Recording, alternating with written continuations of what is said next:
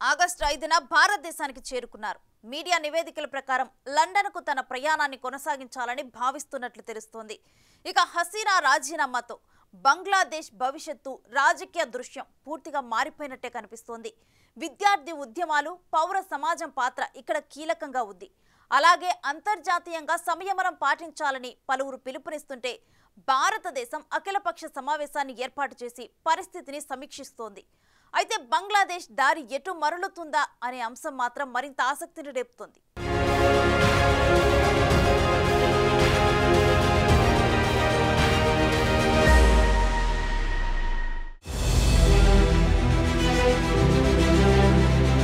షేక్ హసీనా రాజీనామా తర్వాత అనూహ్యమైన ఘటనలు చోటు చేసుకుంటున్నాయి. బంగ్లాదేశ్లో పరిస్థితిని స్థిరం చేయడం కోసం బంగ్లాదేశ్ అధ్యక్షుడు మహమ్మద్ షహాబుద్దీన్ కీలక నిర్ణయాలు తీసుకున్నారు. ప్రతిపక్ష నేత మాజీ ప్రధాని ఖలీదా జియాతో పాటు ఇతర రాజకీయ ఖైదీలను విడుదల చేస్తున్నట్టు ప్రకటించారు. హసీనాకు చిరకాల ప్రత్యర్థి అయిన జియా అవినీతి ఆరోపణలపై జైలుకెళ్లారు. దీంతో ఆమె మద్దతుదారులు రాజకీయంగా ఈ అల్లర్లు సృష్టించారనే వాదన కూడా లేకపోలేదు. అయితే జియా విడుదల నిరసనకారులకు మిలిటరీ ఇచ్చిన ఉపశమనమని కూడా కొందరు విశ్లేషకులు భావిస్తున్నారు. అలాగే బంగ్లాదేశ్లో లోతుగా విభజించబడిన రాజకీయ దృశ్యాన్ని పునరుద్ధరించే దిశగా ఇది ఒక అడుగ్గా అభిప్రాయపడుతున్నారు. ప్రస్తుత పార్లమెంటును తక్షణమే రద్దు చేస్తామని, అన్ని రాజకీయ పార్టీలు వాటాదారులతో సంప్రదించి మధ్యంతర ప్రభుత్వాన్ని ఏర్పాటు చేస్తామని బంగ్లాదేశ్ అధ్యక్షుడు షహాబుద్దీన్ ప్రకటించారు. శాంతియుతంగా, ప్రజాస్వామ్యయుతంగా అధికార మార్పిడిని చేయడానికి వీలైనంత త్వరగా కొత్త ఎన్నికలను నిర్వహించే ప్రక్రియను తాత్కాలికంగా ఏర్పాటయ్యే ప్రభుత్వం నిర్వహిస్తుందని వెల్లడించారు. అయితే బంగ్లాదేశ్లో ఈ మధ్యంతర ప్రభుత్వ ఏర్పాటును అటు బంగ్లాదేశ్ అంతర్గతంగానే కాకుండా ఇటు అంతర్జాతీయ సమాజం కూడా నిశితంగా పరిశీలిస్తోంది. ఈ కీలక పరిణామం దేశ రాజకీయ భవిష్యత్తును పూర్తిగా మార్చేస్తుందనే అభిప్రాయాలు వెలువడుతున్నాయి. ఇక హసీనా పతనంలో కీలక పాత్ర పోషించిన విద్యార్థి నేతృత్వంలోని నిరసన ఉద్యమం దేశీయంగా, అంతర్జాతీయంగా గణనీయమైన దృష్టిని ఆకర్షించింది. స్టూడెంట్స్ ఎగైనిస్ట్ డిస్క్రిమినేషన్ అని కూడా పిలుస్తున్న ఆందోళనకారుల సమూహం రాబోయే ప్రజాస్వామ్య ప్రక్రియలో కీలకంగా వ్యవహరిస్తుందని నిపుణులు భావిస్తున్నారు. అన్యాయమైన అణచివేత వ్యవస్థగా అభివర్ణించి హసీనా అధికారాన్ని అంతం చేయాలని ఈ సమూహం తీవ్రంగా వాదించింది. అయితే తమ డిమాండ్లు దేశ భవిష్యత్తును దిశానిర్దేశం చేసేందుకు ఈ బృందానికి చెందిన ప్రతినిధులు ఆగస్టు 6న బంగ్లా ఆర్మీ చీఫ్ తో సమావేశమవుతారని ఉద్యమ నిర్వాహకుడు నఫీజ్ బషర్ మీడియాతో వెల్లడించారు. అలాగే మరో ప్రముఖ విద్యార్థి నాయకుడు మహమ్మద్ నహీద్ ఇస్లాం కూడా ఉద్యమ విస్తృతి లక్ష్యాలను ప్రచారం చేస్తున్నారు. ఈ పరిణామం హసీనా రాజీనామాకు మించినదని, ఇంకా ఉద్యమకారుల అన్ని లక్ష్యాలు నెరవేరలేదని అంటున్నారు. అయితే హసీనా రాజీనామా తర్వాత ఫాసిస్ట్ వ్యవస్థలను శాశ్వతంగా రద్దు చేయడమే ఉద్యమకారుల లక్ష్యంగా తెలుస్తోంది.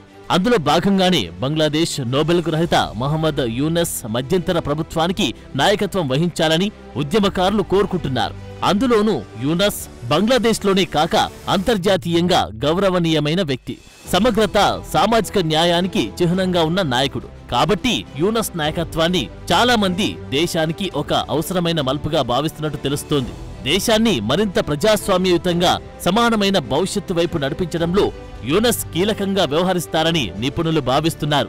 ఇక వీలైనంత త్వరగా మిలిటరీ నియంత్రణను సివిల్ గవర్నమెంట్కు అప్పగించాలని యూనస్ స్వయంగా తన కోరికను వ్యక్తం చేశారు. ఆగస్టు 5న హసీనా రాజీనామా తర్వాత ఆయన సిఎన్ఎన్తో మాట్లాడారు. ప్రజలు వీధుల్లో సంబరాలు చేసుకుంటున్నారు. బంగ్లాదేశ్ అంతటా మిలియన్ల మంది ప్రజలు ఇది మా విమోచన దినంగా జరుపుకుంటున్నారు అని సంచలన వ్యాఖ్యలు చేశారు. మరోవైపు బంగ్లాదేశ్లో జరుగుతున్న పరిణామాలపై అంతర్జాతీయ సమాజం వేగంగా స్పందిస్తోంది. యుఎస్ స్టేట్ డిపార్ట్మెంట్, ఐక్యరాజ్య సమితి సెక్రటరీ జనరల్ ఆంటోనియో గుటెరస్ ఇద్దరు సంయమనం పాటించాలని పిలుపునిచ్చారు. ఇకపై హింసను మానుకోవాలని బంగ్లాలోని అన్ని పార్టీలను కోరారు. గత కొన్ని వారాలుగా చాలా మంది ప్రాణాలు కోల్పోయారని విచారం వ్యక్తం చేశారు. రాబోయే రోజుల్లో ప్రశాంతత, సంయమనం పాటించాలని కోరుతున్నట్టు యుఎస్ విదేశాంగ శాఖ ప్రతినిధి మాథ్యూ మిల్లర్ మీడియా బ్రీఫింగ్లో వెల్లడించారు. ఐక్యరాజ్య సమితి సెక్రటరీ జనరల్ గుటెరస్ కూడా శాంతియుత ప్రజాస్వామ్య పరివర్తన ప్రాముఖ్యతను నొక్కి చెప్పారు. దేశంలో జరిగిన అన్ని హింసాత్మక చర్యలపై సమగ్రమైన, స్వతంత్రమైన, నిష్పాక్షిక దర్యాప్తు అవసరాన్ని వెల్లడించారు. ఈలోపు ఢాకాలోని యుఎస్ రాయబార కార్యాలయం కొత్తగా ప్రమాణ మార్గదర్శకాలను జారీ చేసింది. అమెరికన్ పౌరులు సురక్షితమైన స్థలంలో ఆశ్రయం పొందాలని, రాజధానిలో ఉన్నవారు అనూహ్యమైన అస్థిర వాతావరణం మధ్య స్వదేశానికి తిరిగి రావడం మంచిదని సలహా ఇచ్చారు. అయితే హసీనా రాజీనామా తర్వాత ఢాకాలోని ప్రధాన విమాన కేంద్రమైన హజ్రత్ షాజాలాల్ అంతర్జాతీయ విమానం తాత్కాలికంగా మూసివేశారు. ఈ రాజకీయ పరిణామాల నేపథ్యంలో కీలకమైన మౌలిక సదుపాయాలను భద్రపరిచేందుకు అధికారులు పనిచేస్తున్నారు. ఇటు భారత్ కూడా బంగ్లాదేశ్ వెళ్లే రైలును రద్దు చేసింది. ఎయిర్ ఇండియా, ఇండిగోలు కూడా ఢాకాకు విమానాలను రద్దు చేశాయి.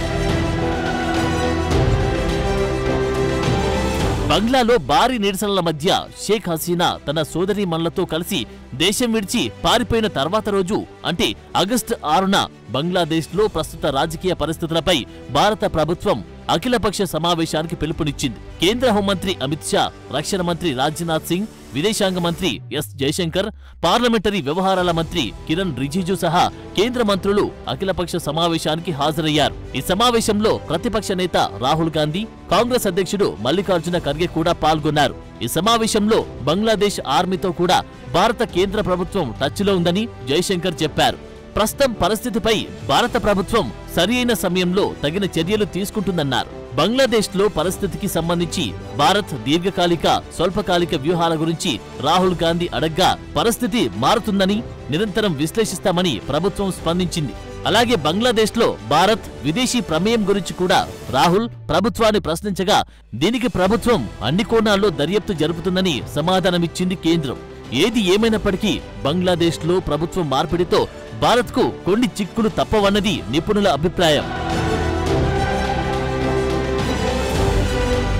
ఇక షేక్ హసీనా రాజీనామా ఆ దేశ చరిత్రలో కొత్త అధ్యయనానికి దారితీసింది. అయితే ప్రస్తుతం బంగ్లాదేశ్ ఎదుర్కొంటున్న ఈ సంక్షోభాన్ని సమర్థవంతంగా ఎదుర్కొని కొత్త ప్రభుత్వం పటిష్టంగా ఆవిర్భవించగలదా అనేది మాత్రం తేలాల్సి ఉంది. దీన్ని నిర్ణయించడంలో తాత్కాలిక ప్రభుత్వం, మిలిటరీ, ప్రజాస్వామ్య, పౌర సమాజం తీసుకున్న తదుపరి చర్యలు కూడా చాలా కీలకంగా మారనున్నాయి. అయితే కొంతమంది బంగ్లాదేశీయులు హసీనా నిష్క్రమణతో ఉపశమనం పొందినప్పటికీ మున్ముందు జరగబోయే దాని గురించి జాగ్రత్తగా ఆందోళన వ్యక్తం చేస్తున్నారు. ముఖ్యంగా మా మతపరమైన మైనార్టీలు, జాతి మైనార్టీలు సుఖంగా జీవించడానికి, సంరక్షణతో ఉండడానికి, వారికి న్యాయం జరిగే వరకు బంగ్లాదేశ్ స్వేచ్ఛగా ఉండదనే వాదనలు వెలువడుతున్నాయి. అయితే కొందరు ఈ సమయాన్ని జాతీయ పునరుద్ధరణకు అవకాశంగా భావిస్తున్నారు. ఇక చివరికి ఏం జరుగుతుందో చూడాలి మరి.